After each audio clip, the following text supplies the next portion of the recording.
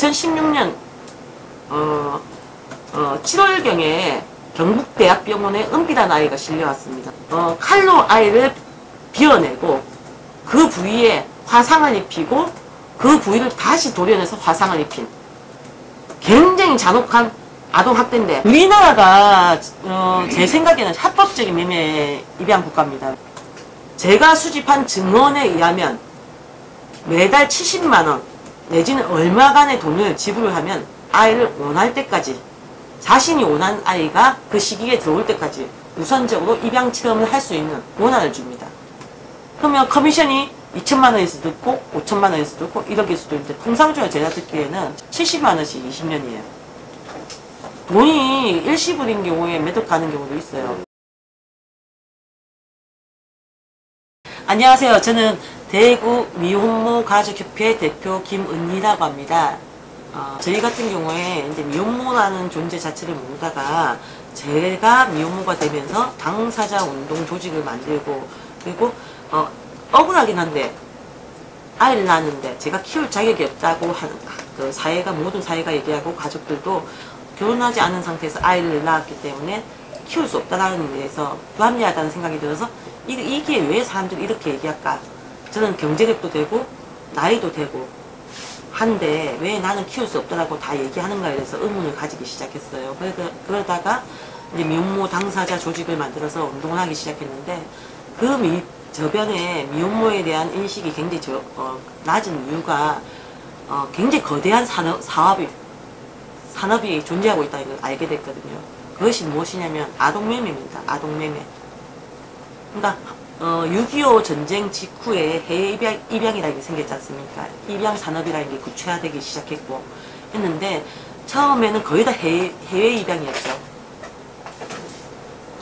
전쟁 피해를 본, 전쟁을 겪고 있는 가장 힘든 국가에서 낙원 같은 미국이라든가 유럽의 아이들이 가서 보호받기를 원하는 사람들, 선의의 사람들이 나서게 됐고, 그 과정에서 이게 산업화가 된 거예요. 그게 어떻게 됐냐면, 우리나라가 좀 독특하게 전쟁 피해가 빨리 수습된 국가예요. 지금 시리아처럼 내전을 겪으면 보통 10년, 20년이잖아요. 그렇죠? 보통 그렇게 가는데, 우리나라 같은 경우는 굉장히 빨리 안정이 됐기 때문에, 이게 해외 입양에 대한 전쟁 국가이기 때문에 아이들이 그 나라에서 살 수 없다는 핑계가 없어진 거예요. 그래서 나온 것이 무엇이냐면, 아동들을 입양이 돼야 되는 강제 입양군이라는 걸 만들었습니다. 그게 무엇이냐면 하프블러드, 혼혈인, 그러니까 아이가 성장돼서 차별이 심한 아이 같으면 애초에 한국에서 안 크는 것이 맞다. 보기 불편한 아이들은 외국으로 보내야 되겠다. 삼천교육대와 같은 의미죠. 그렇게 나온 것이에요. 그래서 이제 해외에서 마침 그 1950년대 미국 같은 경우에는 노예제가 폐지됐기 때문에 굉장히 많은 인력이 필요한 시대였어요. 그러다 보니까 한국이 전쟁이 마침 일어났기 때문에 그 필요한 수요와 공급이 맞닥뜨린 지점이 있어요. 물론 그 중에는 선의로 아이들을 키우고 싶어하는 불쌍한 사람을 구원하겠다는 의미의 종교적 철학을 가지고 하신 분들도 있지만, 간혹은 실제로 미국 의회에 뭐라고 편지를 보냈냐면, 우리 목장에 노예했다는 흑인이 없다. 한국인 아이들이 못한다. 라는 편지도, 농장에서 일할 아이가 필요하다는 편지도 보내지기도 했었어요. 그 과정에서 수요와 공급이 절묘하게 맞아떨어진 거예요. 한국에서 불편한 아이들, 보기 불편한 아이들, 그러니까 장애가 있는 아동이라든가 혼혈 아동, 또 미혼모의 아동, 모든 아동들이 이렇게 많이 무작위적으로 수출이 돼서 현금이 창출된 거예요.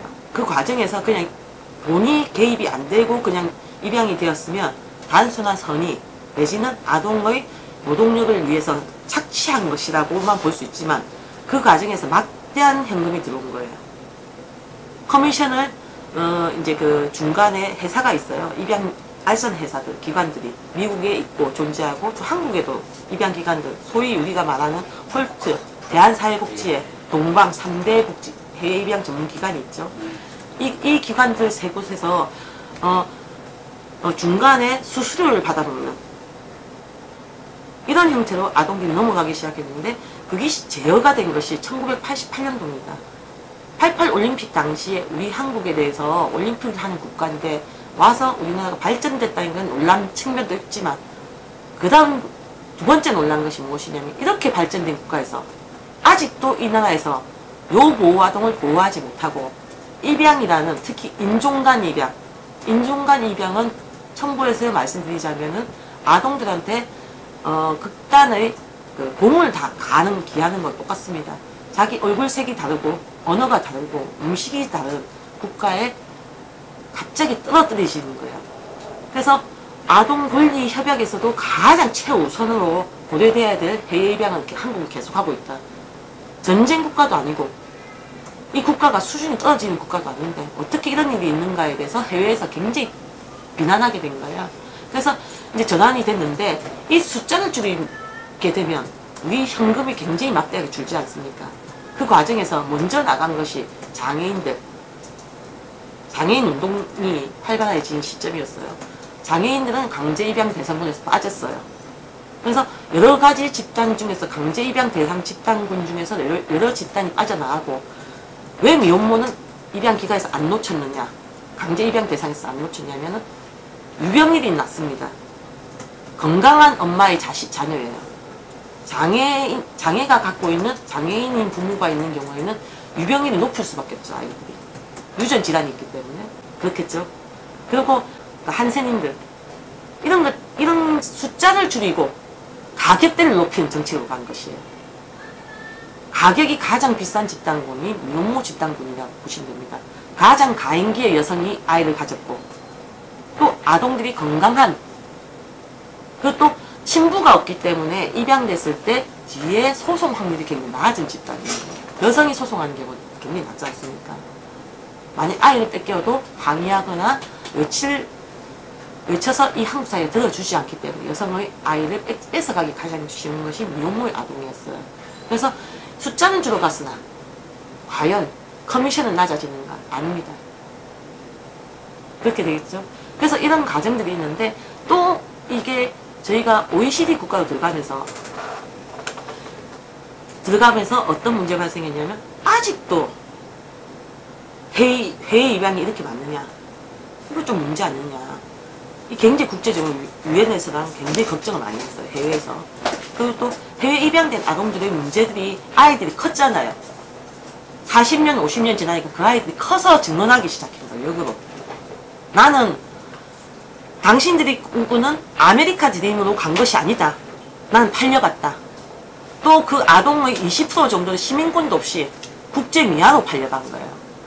그래서 그냥 난민법에 의해서 아이들이 그냥 살 수는 있으나 미국이라는 나라에서 살 수는 있으나 교통법규라도 하나 어겨서 딱 걸리면 강제 추방입니다. 그래서 지금 현재도 해외 미국으로 입양된 아동의 20% 정도가 시민권이 없어요. 국적이 없단 말입니다. 아이들이.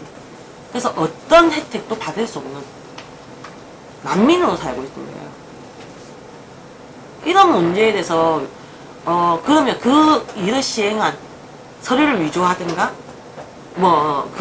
입양 간 친구들이 증언한 내용에서 실제로 이런 사건들이 많았어요. 실종된 아동들. 한국에 와서 친부모를 찾았는데 자신은 미혼모의 아동이 아니고 실종 아동이었던 경우. 서류가 위조된 거죠. 그래서 이런 경우들이 굉장히 많았기 때문에 그 과정에서 누군가 사적인 이득을 취하지 않는다면 이렇게 광범위에 조직적으로 움직일 수 있느냐에 고민을 다 같이 해야 되는 거예요. 그러면 왜 국가는 증인들이, 피해자들이 생생하게 증언하고 있고 해외 입양인들이 증언하고 있고 또 지금 현재도 그때 당시에 제가 애를 낳는 12년 전 당시에는 임사무 쉼터에 입소하는 조건 자체가 입양하겠다는 각서였어요. 다시 처리가 안 됩니다. 그게. 처리하면 입양기관에서 바로 민사소송을 걸어버렸어요. 거기 지낸 동안 상담료, 비용을 다 청구해서 민사소송을 아이를 포기할 수밖에 없어요. 강제로 빼들어가서 강제 입양이 됐었어요. 그래서 이런 거에 대해서 생생하게 증언하는데 국가는 그 일을 가장 많이 한 홀츠조차 처벌이 한 번도 된 적이 없습니다. 아까 과거 청산에 대해서 말씀드렸는데, 그러니까 적폐들, 역사에 대한 청산이 없다 보니까 지금도 아이들은 죽어가고 있습니다. 2016년 7월경에 경북대학병원에 은비라는 아이가 실려왔습니다. 가명입니다. 실려왔는데 의사 선생님이 이상한 지점을 발견한 거예요. 아이의 상태가 너무너무 처참하지만 신권자가 없는 거예요. 신권자가 입양기관으로 되어 있는 거예요. 서울의 성가정 입양원입니다. 그래서 물어보니까 성가정 입양원에서는 지금 애를 보호하고 있는 사람들이 법적인 부모는 아니지만 원한이 있으니까 이분들하고 의논해라. 근데 의사가 보기에는 이게 분명 엄연한 아동학대인 거예요. 왜냐면 애가 27개월인데 칼로 아이를 비워내고 그 부위에 화상을 입히고 그 부위를 다시 도려내서 화상을 입힌 굉장히 잔혹한 아동학대인데, 그렇다면 아이가 바깥 어린이집도 안 다니는 아이가 누가 학대를 했겠냐. 의사가 생각해 봤을 때 이 입양 부모 아닌 입양 부모가 범인이라는 생각이 들어서 이 사람들하고 도저히 얘기를 못 하겠다. 입양원에 성가정 입양원에 남해경 수녀를 보고 내려오라고 한 거예요. 이 아이 상태에 대해서. 그리고 애가 뇌사 상태니까 곧 죽을 것 같으니까 친권이 없어지지 않거든요. 입양 절차가 완료되지 않으면 친모를 찾아와달라. 자신들이 임의대로 이 치료를 진행할 수가 없다. 이 치료비에 대해서도 문제가 있다. 라고 의사 선생님이 계속 요구를 했는 거예요. 했는데도 불구하고 입양원에서는 친모한테 절대 연락하면 안 된다. 모든 권한은 입양 체험 과정에 있다. 라고만 주장하고 아이가 뇌사 상태로 신경외과 중환자실에 있는 상태에서 입양 절차를 진행했습니다. 어떻게 진행했냐. 성가정 입양원에서 판단을 하는 거예요.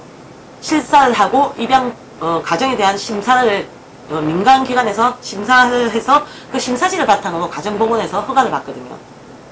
근데 아무 문제 없이 이 가정은 좋은 가정이라고, 아이는 학대로 중환자실에 뇌사 상태로 있음에도 불구하고 절차 진행해버린 거예요. 뇌사 상태에 있는 아이를. 그러니까 의사가 보기에도 이건 윤리적으로 맞지 않잖아요. 그래서 문제 제기를 한 거예요.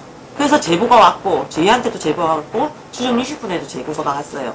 저희가 처음에 제보 왔을 당시에도 아이가 입양 절차가 진행 중인 상태였어요. 근데 그 과정에서 더 놀라운 걸 발견했습니다. 뭐냐면 이 아동에 대해서 추정 60분과 같이 이렇게 추적해 나가다 보니까 이 아이가 22개월에 미혼모가 아이를 낳아서 혼자 키우다가 도저히 안 돼서 입양기관에 맡겼는데, 이 대구의 그 가정에, 백 씨의 가정에 오기 전에 경기도의 어떤 가정에 입양 체험을 갔었던 거예요. 근데 그 가정에서도 학대를 받고 다시 애를 회수한 거예요. 회수하고 한 달 만에 또 이 집을 보낸 거예요. 이런 거에 대해서 절차의 문제, 법적인 문제, 그리고 또 도덕적인 문제를 우리가 제기를 하니까 아무 문제가 없다. 너희들 해볼 테면 해봐라. 왜냐하면 선례가 한 번도 이런 문제가 발생해서 처벌된 적이 없어요. 더 놀라운 것은 수사기관에서는 수사를 안 하려고 하셨어요. 왜? 이유가 이분이 그 이전에 애를 4명을 더 입양한 적이 있는데, 입양을 이렇게 많이 한 부모는 천사인데 이런 나쁜 짓을 할 리가 없다는 백 씨의 주장만 하고 아이의 상태는 쳐다보지도 않는 거예요. 그럼 누가, 피해자는 있는데 가해자가 없는 거예요. 그만큼 그나마 이 의사 선생님이 자신의 직을 걸고서 여기저기 투서를 하고 아이의 상태를 알렸기 때문에 저희가 이제 그 개입을 하게 됐는데, 그 이후에 더 알게 된 진짜 놀라운 사실은 이 가정이 대구에서 정말 유명한 집안의 한 그룹이었던 거예요. 성가정 입양원이 가톨릭이죠. 수녀님들이 운영하는 입양원이에요.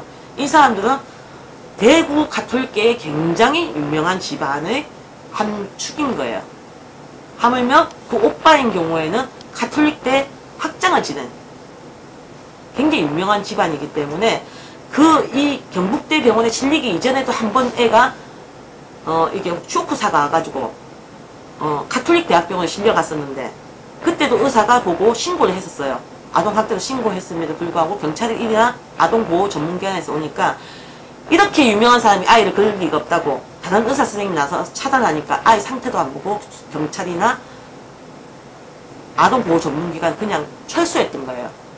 그 뒤에 몇 달 뒤에 또다시 이제는 회생 가능성이 없는 상태가 돼서 경북대에 실려왔으니까 그 몇 달 전에만 경찰이 아이 얼굴 한번 봤으면 걔는 살았을 아이고.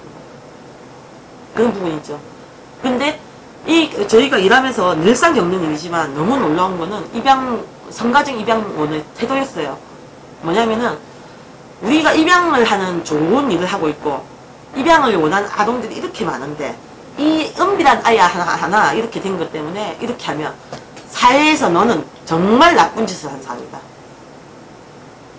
하물며 저도 고소를 당했어요. 저도 명예훼손으로 고소당하고 이 사실 알리는 거에 대해서 계속 저한테 이의를 제기하고 그랬는데 아이 얼굴 한 번 보면은 그럼 아이는 어떤 죄로 누구의 잘못으로 이렇게까지 하느냐 살릴 수 있는 아이였는데 그럼 국가에도 얘기를 하니까 그거는 그 입양 부모의 잘못이지 우리 국가는 아무 책임이 없다. 제가 질의한 게 뭐냐면 입양 체험이라는 게 있을 수가 있느냐 하고 또 뇌사 상태에 빠진 아이를 입양 허가를 내주는 법원 그리고 수사조차 안 하는 경찰 그리고 또 그 양부모에 대해서 모든 권한이 위임해서 성가정 입양원은 양부모의 주장만 써서 허위 그 서류를 냈단 말이에요. 그게 책임을 아무도 안 지는 거예요.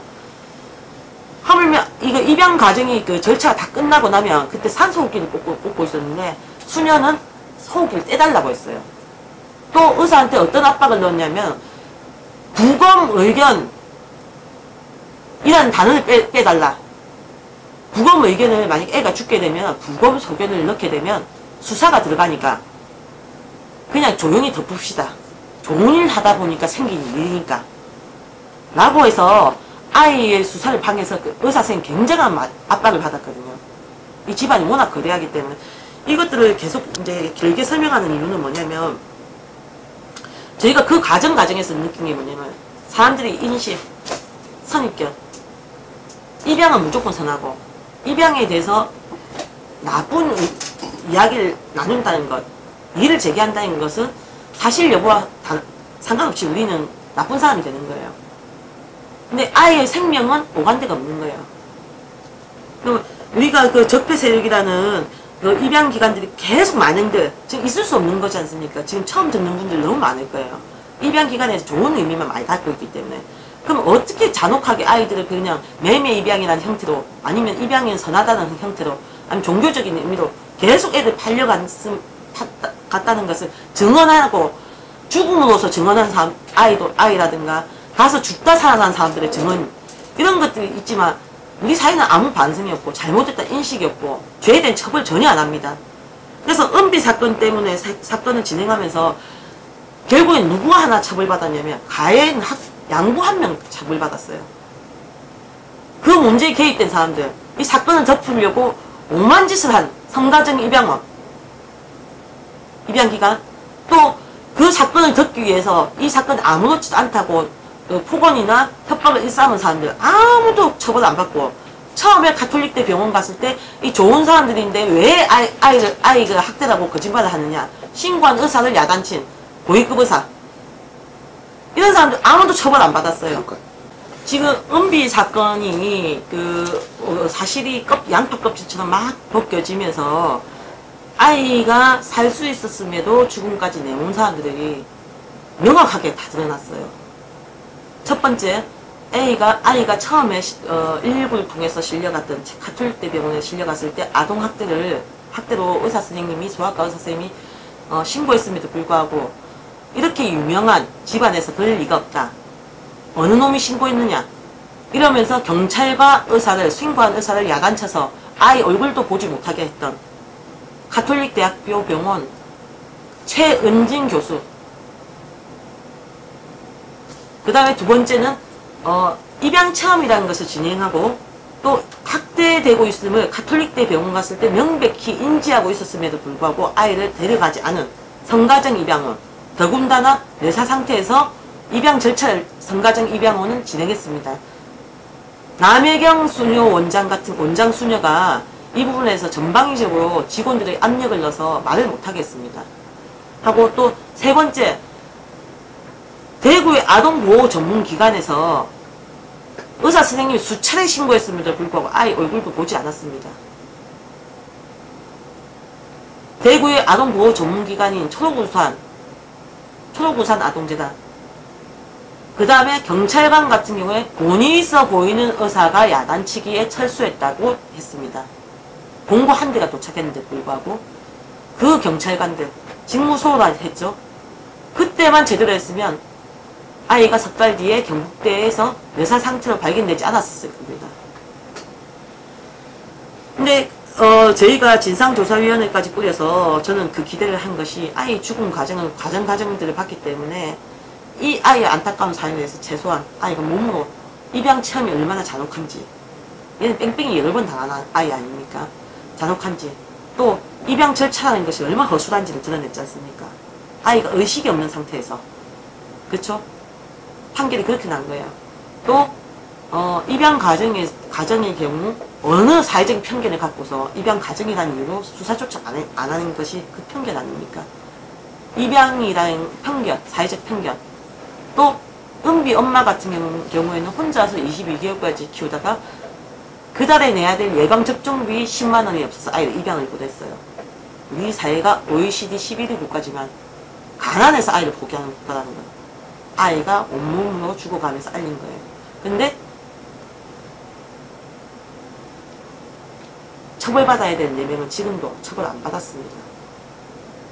남해경 원장 수녀인 경우에는 저희가 이슈 파이팅을 해서 이 사람은 실명을 거론하고 명예훼손을 당하면서도 계속 파헤쳤기 때문에 엄마들 카페, 맘스 카페들이 알려져서 항의 전화가 너무 많이 가서 지금 홈페이지가 폐쇄된 상태입니다.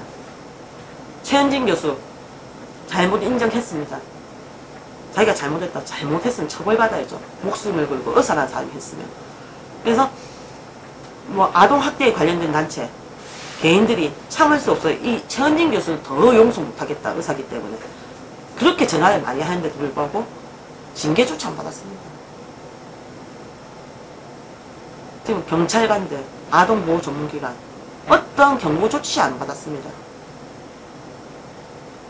그게 그렇게 마무리되면서 배경옥 씨, 가해자인 배경옥만 10년형을 받고 같이 동참했거나 무기난, 양모인 경우에는 집행유예, 징역 6개월에 집행유예 2년 받았습니다. 이유가 뭔지 압니까?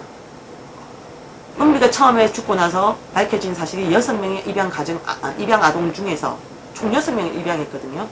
은비는 혼자 간 것이 아니고 세트로 갔어요. 1+1으로.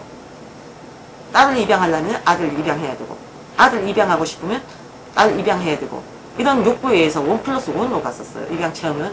근데 이 막내 아이도 고문당하고 있다, 학대당하고 있다는 게 증명이 돼서 친어머니한테 돌려줬어요. 이 두 아이가 학대되는 게 명확한데 4명은 밝혀진 사실이었기 때문에 입양 가정이 계속 살아야 된다라고 사회적으로 판단이 된 거예요. 그래서 판사가 재판 과정에서 양모는 남은 아이들 키워야 된다. 그러니까 집행유예를 때린 거예요. 이 사건은 제가 생각한 핵심이 뭐냐면 은비가 온몸으로 피로서 입양 처음이라는 문제를 제기했고 아이가 우리가 다 그냥 눈 감고 문제 삼아봤자 우리가 이길 수 없어. 입양 기간 이길 수 없어. 국가에서도 눈 감는데 우리가 어떻게 할 거야. 하던 문제는 은비가 온몸으로 드러냈잖아요. 왜냐면 은비가 작년 10월 27일 날 죽었습니다. 10월 27일 날 가슴이 더 아픈 거는 친모가 아이를 찾아왔거든요.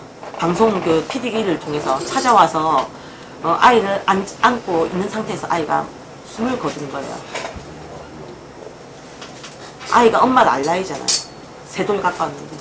그게 진짜 제가 이렇게 일을 하면서 너무 좀 가슴이 아픈 사연이었는데 은비한테 그때 생각한 거는 다 차후에 다시 일이 안 벌어지도록 더 열심히 하겠다는 거였는데 진짜 가슴이 아픈 일이 벌어졌습니다. 2017년 6월 17일 날 경북대학병원, 또 특이하게 같은 병원, 우리 사무실 밑에 경북대학교 병원에 아이 하나가 6개월 20 정도 된 아이가 실려온 거예요. 이 아이도 의식이 없었습니다. 근데 이제 의사가 봤을 때 뇌가 심하게 부어있기 때문에 이제 긴급하게 수술을 했거든요. 뇌 부기를 빼기 위해서 두개골을 이렇게 열고, 그리고 몸에 색깔을 달리하는 멍이 많았기 때문에 아동학대다.